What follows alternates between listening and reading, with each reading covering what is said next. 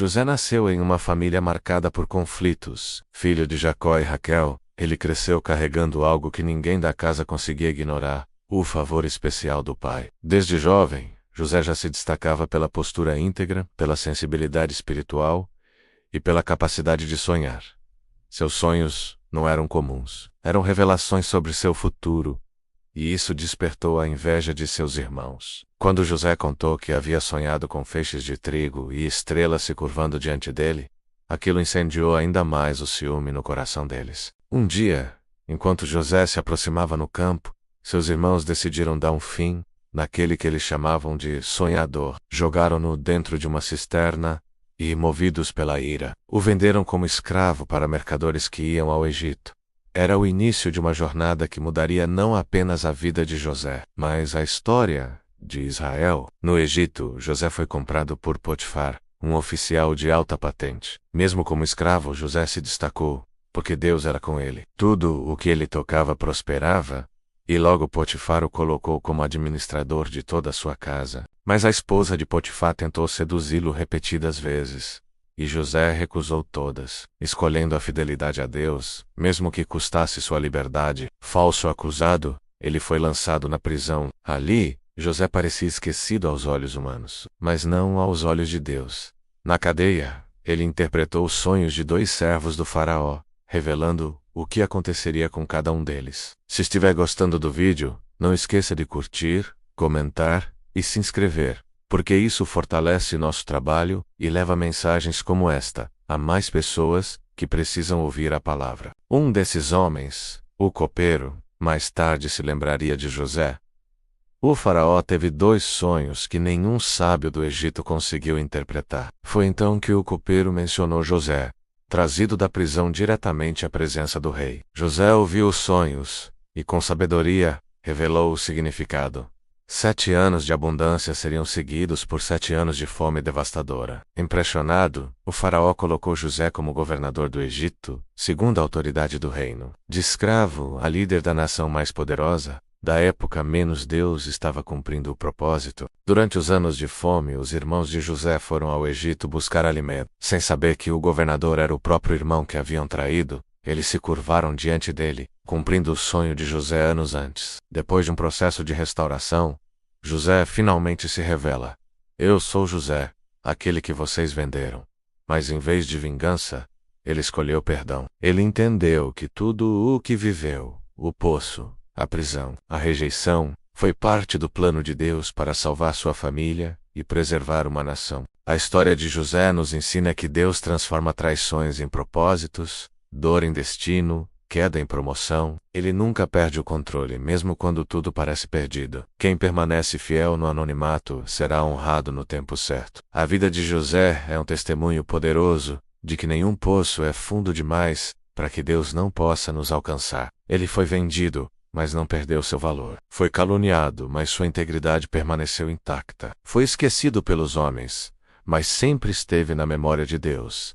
A cisterna foi um lugar de transição, não de fim. A prisão foi uma escola de paciência e preparação, não de punição eterna. Cada etapa dolorosa foi, na verdade, um degrau que o aproximava do palácio. Talvez você se sinta como José hoje. Talvez você esteja em um poço de desespero, traído por pessoas próximas. Talvez você esteja em uma prisão de circunstâncias, acusado injustamente, ou se sentindo invisível. A mensagem de José para você é: não desista do seu sonho. A visão que Deus te deu não morre no poço. O propósito que ele tem para sua vida não é anulado pela maldade humana. A fidelidade de José a Deus, mesmo nos momentos mais sombrios, é um exemplo para todos nós. Ele poderia ter se amargurado, poderia ter culpado Deus pelo sofrimento, poderia ter guardado rancor e planejado vingança, mas em vez disso, ele manteve seu coração puro e sua confiança inabalável no Deus que servia. Ele entendeu que sua identidade não estava em ser filho favorito, escravo ou prisioneiro, mas em ser servo do Altíssimo. E porque ele foi fiel no pouco, Deus o colocou sobre o muito. A esposa de Potifar ofereceu um prazer momentâneo que custaria seu destino eterno. José escolheu a santidade, mesmo que isso significasse a prisão. Quantas vezes somos confrontados com escolhas semelhantes? Atalhos que parecem mais fáceis, mas nos desviam do plano de Deus. A história de José nos lembra que a obediência, mesmo quando dolorosa, sempre vale a pena. O que é impressionante é como Deus orquestrou cada detalhe. O sonho do copeiro e do padeiro na prisão não foi uma coincidência. A lembrança do copeiro, exatamente quando o faraó precisava de um intérprete, não foi sorte. Foi a mão soberana de Deus, movendo as peças no tabuleiro da história, para cumprir sua promessa. Deus usou a crise no palácio do faraó para resolver a crise na vida de José. Ele usou a fome mundial para reconciliar uma família e salvar a linhagem da promessa. Isso nos mostra que os problemas que enfrentamos muitas vezes são as ferramentas que Deus usa para nos promover. A mesma fome que ameaçou destruir o mundo foi o que levou os irmãos de José a se curvarem diante dele. A dificuldade que parece estar contra você pode ser, na verdade, o cenário que Deus está montando para a sua exaltação. O perdão de José é o clímax dessa história. Quando ele se revela aos irmãos, eles ficam aterrorizados esperando a retaliação. Mas a resposta de José é uma das declarações mais profundas da Bíblia.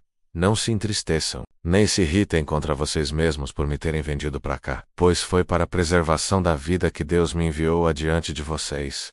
Ele não minimizou a maldade deles, mas enxergou a soberania de Deus acima de tudo. Ele entendeu que o que eles fizeram por mal, Deus transformou em bem. Esse tipo de perdão só é possível quando entendemos que nossa história não está nas mãos dos homens, mas nas mãos de um Deus bom e soberano. Perdoar não é esquecer, mas é liberar o ofensor e se libertar do peso da amargura, confiando que Deus fará justiça e usará até mesmo as feridas para um propósito maior. Talvez a pessoa que te jogou no poço precise, um dia, do pão que estará em suas mãos. Sua história não termina na traição, não termina na acusação falsa, não termina na solidão da prisão. Sua história termina no cumprimento do propósito de Deus.